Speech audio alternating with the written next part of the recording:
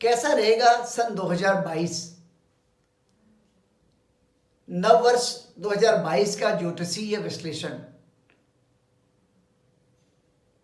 क्या होगा राजनीतिक, सामाजिक, आर्थिक और स्वास्थ्य के दृष्टिकोण से 2022 का असर। नमस्कार, मैं आचार्य डॉक्टर पूरन चंद्र पांडे यशस्वी आप सबके लिए लाया हूं एक रोचक और मार्मिक चर्चा, नववर्ष का विश्लेषण। मित्रों, आप सभी को पता है 1 जनवरी 2022 को नववर्ष की शुरुआत होती है। हिंदू ज्योतिष शास्त्र के अनुसार तिथि वारं च नक्षत्रम योगः करण एव च।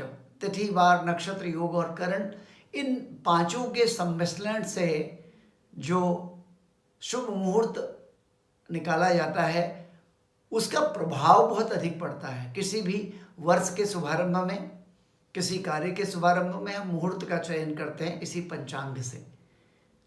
तो आपको बताते हैं क्या पंचांग है। 5 अंग, तिथि, वार, नक्षत्र, योग और करण।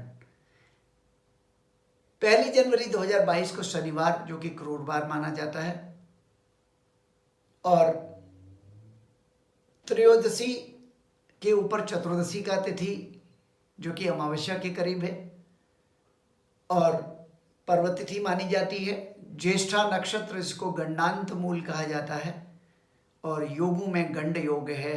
करण में विष्टिकरण, जिसको भद्रा भी कहा जाता है। मित्रों, आप सभी जानते हैं कि भद्रा शुभ कार्यों में वर्जित है। यहां तो पूरे पंचांग के 5 योग नववर्ष के दिन शुभ नहीं जान पड़ते। इसीलिए जब वर्ष का शुभारंभ एक अशुभ मुहूर्त पे होता है तो उसका प्रभाव काफी हद तक सामाजिक जनजीवन पर पड़ता है।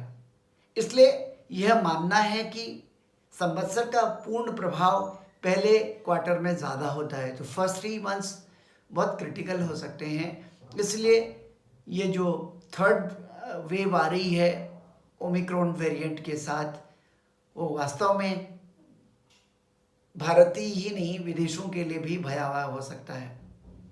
इसमें काफ़ी जनधन की हानि की संभावना है और बीमारी का विकृत रूप आ सकता है। इसीलिए आपको पूरी तरह सावधानी पूर्वक बचने की सलाह दी जाती है। जितना हो सके हम कम से कम सामाजिक जगहों पर जाएं, और जाएं तो पूरे बचाव संसाधनों के साथ जाएं। मैं आपको याद दिला दूं, हिंदू नव संवत्सर या नववर्ष जो कि 14 अप्रैल 2021 से प्रारंभ हुआ था, और उसी दिन सोलर मंथ भी 14 अप्रैल को शुरू हुआ था। ये इत्तेफाक है कि सोलर मंथ, लूनर मंथ एक साथ शुरू होते हैं, लेकिन जो संवत्सर था उसको राक्षस संवत्सर कहा गया था।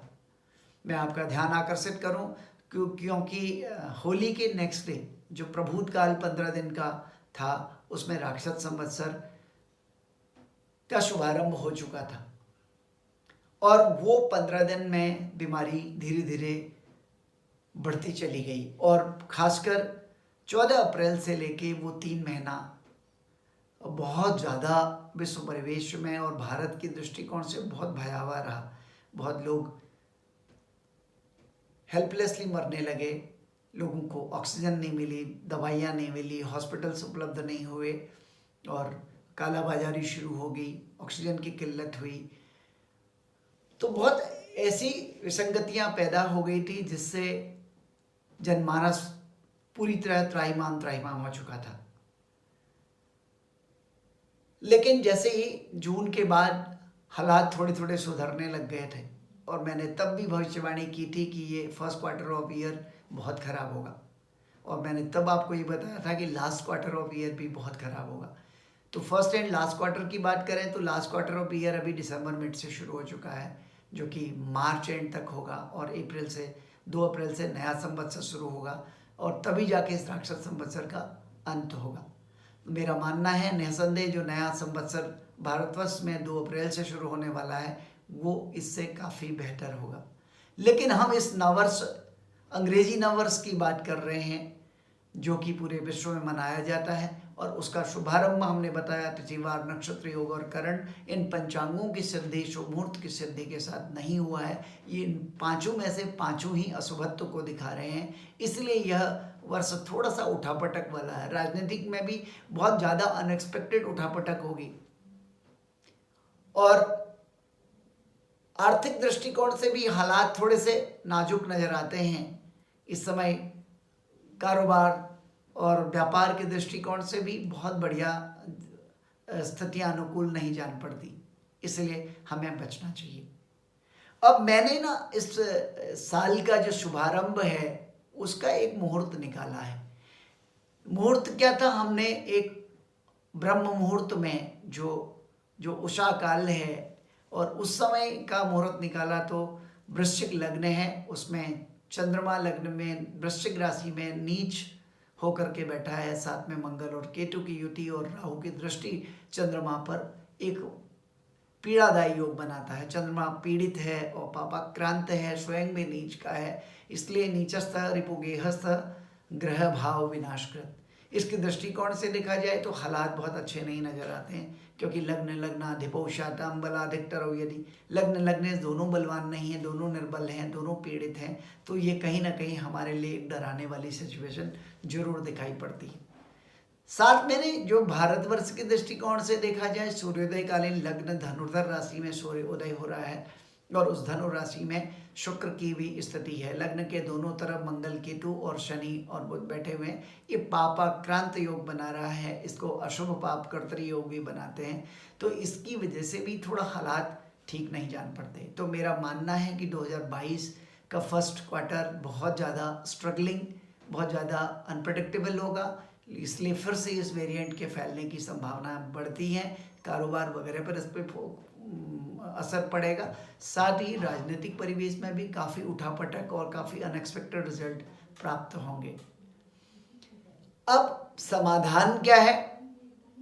समाधान ये है कि आप लोग अपना बचाव तो करें ही करें, उसके अलावा हमारे शास्त्रों में बीमारियों से, ईतियों से बचने के उपाय हैं।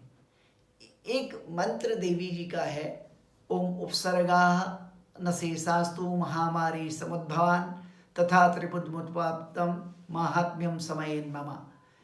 ये उपसर्ग, नपात और इस तरह की ईटी बीमारियां, महामारियों के नाश के लिए है। इसको रोज करने से आपको अपने परिवार के लिए सुरक्षा की प्राप्ति होगी।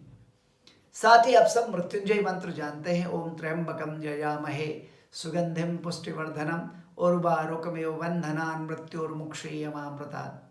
इस मंत्र का भी रोज जाप कर सकते हैं। और इन सब से एक अलग लघु संजीवनी मंत्र का जाप करने से भी आप अपने और अपने परिवार की रक्षा के लिए प्रार्थना करें। हर रोज 108 बार नियमित रूप से इस मंत्र का जाप करें। ओम हौं जूं सह माम पालय पालय सह जूं हौं ओम। मैं डिस्क्रिप्शन बॉक्स में ये सब मंत्र लिख के भेजूंगा। आप चाहें तो वहाँ से इन मंत्रों को लेकर के स्वयं भी उच्चारण कर सकते हैं और उस बीमारी से बच सकते हैं। उसके बाद मार्च के बाद जो हालात सुधर रहे हैं हिंदू कैलेंडर का नववर्ष के साथ, तो वो कंपैरेटिवली अगला क्वार्टर थोड़ा बेटर जाएगा। यानी अप्रैल मई जून हमारे लिए काफ़ी कंफर्टेबल होगा और पहले से बेहतर होगा। और सेकेंड हाफ ऑफ ईयर जो बचेगा वो काफ़ी महत्वपूर्ण है। उसमें फिर से एक आर्थिक संक्रांति आने की संभावना है। आर्थिक रूप से, व्यापारिक दृष्टि, व्यावसायिक दृष्टि से काफ़ी अच्छा होगा। इस बीमारी का बहुत ही नेग्लिजिबल इफेक्ट हो जाएगा। उसके बाद ये बीमारी इतना अधिक हम लोगों को प्रभावित नहीं कर पाएगी और इसके नए वेरिएंट आएंगे भी तो वो कहीं ना कहीं हमें उतना नुकसान उनसे नहीं होगा। हमारी बॉडी स्ट्रांग हो चुकी होगी, हमारी मनस्थिति बहुत स्ट्रांग हो चुकी होगी। बस यही इसका विश्लेषण है। नमस्कार, धन्यवाद, राधे राधे।